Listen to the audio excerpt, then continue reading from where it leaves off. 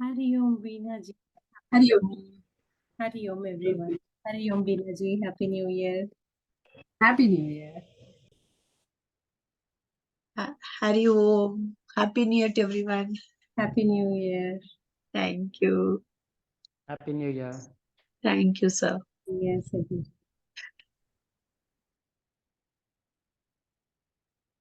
Hari Om, Srikanth. Hari Om. You're again. Who is doing for us today? Hey, Hari Om, Meena. Hari Om, Kunji. Hari Om. Who's chanting today? Varshadi, nobody has Very pointed. second. Oh, it is different. We want to do it. Shall I do Varshadi? Yes. Monday, first chapter, first day of Nobody 2024. has volunteered today First so far. person who has done it so well and first person who was so regular. It has to be you only that is the best person Lord has chosen. Go ahead. Thank you. Om Shri, sorry. Om.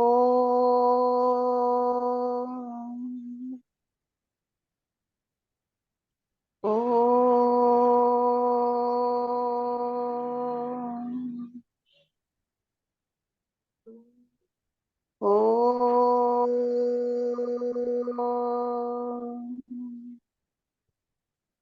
ओम श्री परमात्मने नमः। अथ गीता ध्यानम्। ओम पार्थाय प्रतिबोधितां भगवता नारायणेन स्वयं व्यासेन ग्रथितां पुराणमुनिना मध्ये महाभारतम् अद्वैतामृतवर्षिणीं भगवतीम् अष्टादशाध्यायिनीम् अम्ब त्वामनुसन्दधामि भगवद्गीते भवद्वेषिणीम्। नमोऽस्तु ते व्यासविशालबुद्धे फुल्लारविन्दायतपत्रनेत्र येन त्वया भारततैलपूर्णः प्रज्वालितो ज्ञानमयः प्रदीपः प्रपन्नपारिजाताय स्तोत्रवेत्रैकपाणये ज्ञानमुद्राय कृष्णाय गीतामृतदुहे नमः। सर्वोपनिषदो गावः दोग्धा गोपालनन्दनः पार्थो वत्सः सुधीर्भोक्ता दुग्धं गीतामृतं महत्। वसुदेवसुतं देवं कंसचाणूरमर्दनं देवकी परमानन्दं कृष्णं वन्दे जगद्गुरुं। भीष्मद्रोणतटा जयद्रथजला गान्धारनीलोत्पला शल्यग्राहवती कृपेण वहनी कर्णेन वेलाकुला अश्वत्थामविकर्णघोरमकरं दुर्योधनावर्तिनीं सोत्तीर्णा खलु पाण्डवैरणनदी कैवर्तकः केशवः पाराशर्यवचः सरोजममलं गीतार्थगन्धोत्कटम् नानाख्यानककेसरं हरिकथा सम्बोधना बोधितम्। लोके सज्जन षट्पदैरहरहः पेपीयमानं मुदा भूयाद् भारत पंकजं कलिमलप्रध्वंसिनः श्रेयसे।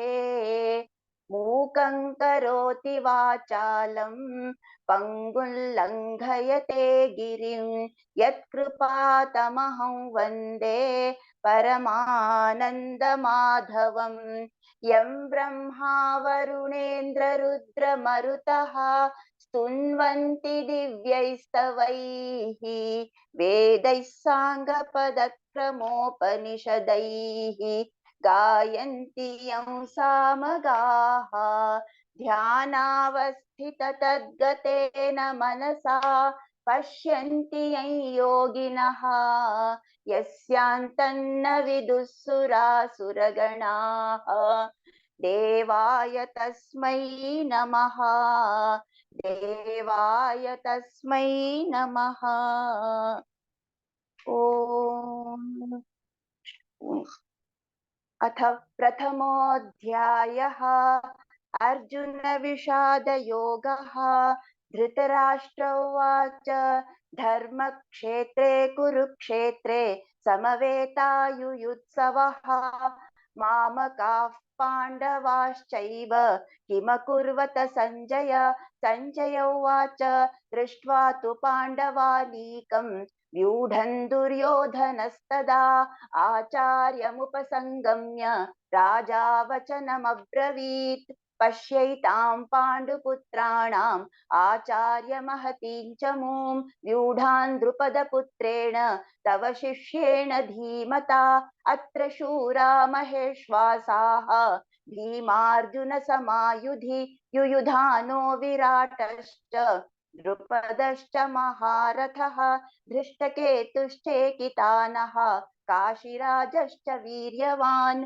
पुरुजित् कुन्तिभोजश्च शैब्यश्च नरपुङ्गवः युधामन्युश्च विक्रान्तः उत्तमौजाश्च वीर्यवान् सौभद्रो द्रौपदेयाश्च सर्व एव महारथाः अस्माकं तु विशिष्टाये तान् निबोधद्विजोत्तम नायका मम सैन्यस्य संज्ञार्थं तान् ब्रवीमि ते भवान् भीष्मश्च कर्णश्च कृपश्च समितिञ्जयः अश्वत्थामा विकर्णश्च सौमदत्तिस्तथैव च अन्ये च बहवः शूराः मदर्थे त्यक्तजीविताः नानाशस्त्रप्रहरणाः सर्वे युद्धविशारदाः अपर्याप्तं तदस्माकं बलं भीष्माभिरक्षितं पर्याप्तं त्विदमेतेषां बलं भीमाभिरक्षितम्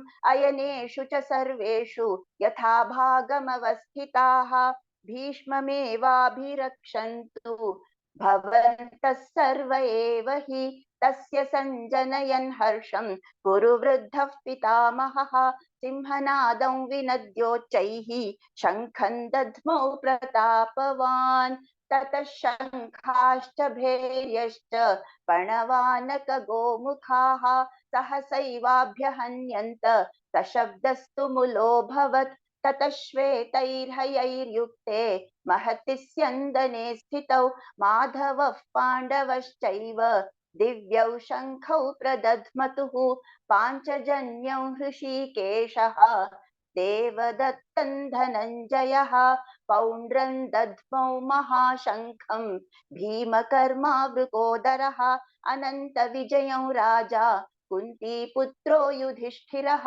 नकुलः सहदेवश्च सुघोषमणिपुष्पकौ काश्यश्च परमेश्वासः शिखण्डी च महारथः धृष्टद्युम्नो विराटश्च सात्यकिश्चापराजितः द्रुपदो द्रौपदेयाश्च सर्वशः पृथिवीपते सौभद्रश्च महाबाहुः शङ्खान् दध्मुः पृथक् पृथक् सघोषो धार्तराष्ट्राणां हृदयानि व्यदारयत् नभश्च पृथिवीं चैव तुमुलो व्यनुनादयन् अथ व्यवस्थितान् दृष्ट्वा धार्तराष्ट्रान् कपिध्वजः प्रवृत्ते शस्त्रसम्पाते धनुरुद्यम्य पाण्डवः ऋषिकेशं तदा वाक्यम् इदमाह महीपते अर्जुन उवाच सेनयोरुभयोर्मध्ये रथं स्थापयमेच्युत यावदेतान् निरीक्षेऽहं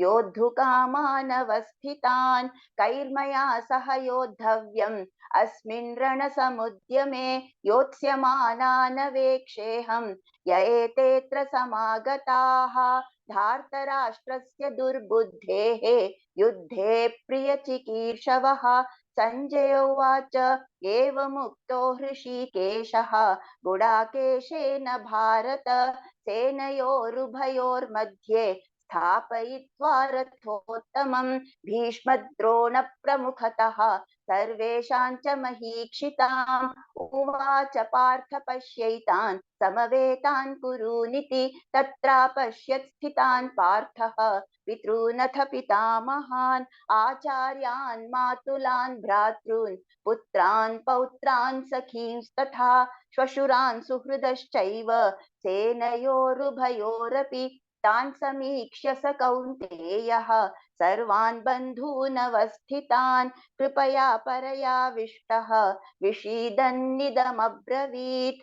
अर्जुन उवाच दृष्ट्वेमं स्वजनं कृष्ण युयुत्सुं समुपस्थितं सीदन्ति मम गात्राणि मुखं च परिशुष्यति वेपथुश्च शरीरे मे रोमहर्षश्च जायते गाण्डीवं स्रंसते हस्तात् त्वक्चैव परिदह्यते न च शक्नोम्यवस्थातुं भ्रमतीव च मे मनः निमित्तानि च पश्यामि विपरीतानि केशव न च श्रेयोनुपश्यामि हत्वा स्वजनमाहवे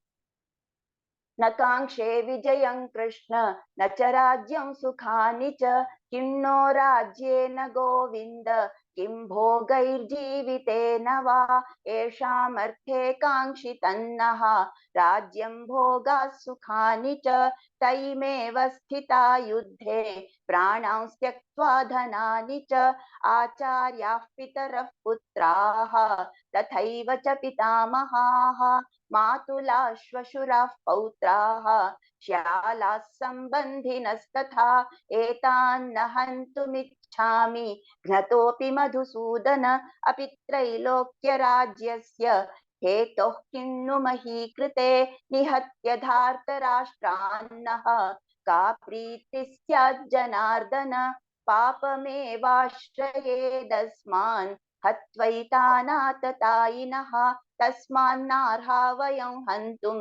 धार्तराष्ट्रान् स्वबान्धवान् स्वजनं हि कथं हत्वा सुखिनः स्याम माधव यद्यप्येतेन पश्यन्ति लोभोपहत चेतसः कुलक्षयकृतं दोषं मित्रद्रोहे च पातकं कथन्न ज्ञेयमस्माभिः पापादस्मान्निवर्तितुं कुलक्षयकृतं दोषं प्रपश्यद्भिर्जनार्दन कुलक्षये प्रणश्यन्ति कुलधर्माः सनातनाः धर्मे नष्टे कुलं कृत्स्नम् अधर्मोऽभिभवत्युत अधर्माभिभवात् कृष्ण प्रदुष्यन्ति कुलस्त्रियः स्त्रीषु दुष्टासु वार्ष्णेय जायते वर्णसङ्करः संकरो नरकायैव कुलघ्नानां कुलस्य च पतन्ति पितरो ह्येषां लुप्तपिण्डोदकक्रियाः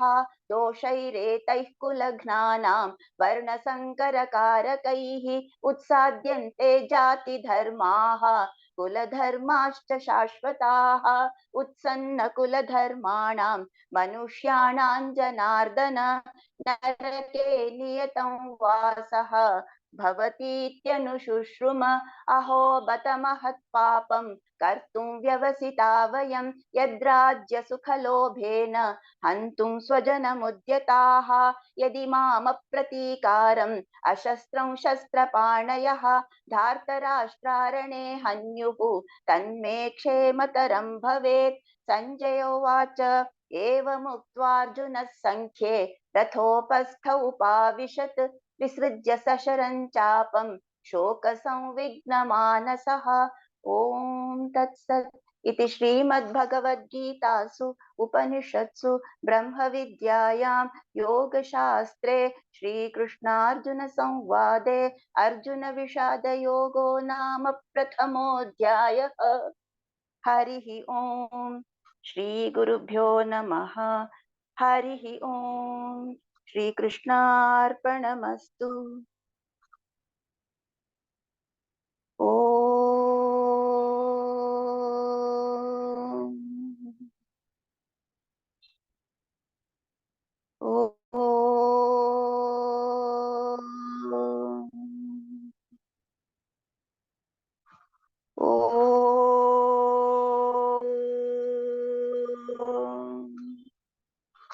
हरि ओम।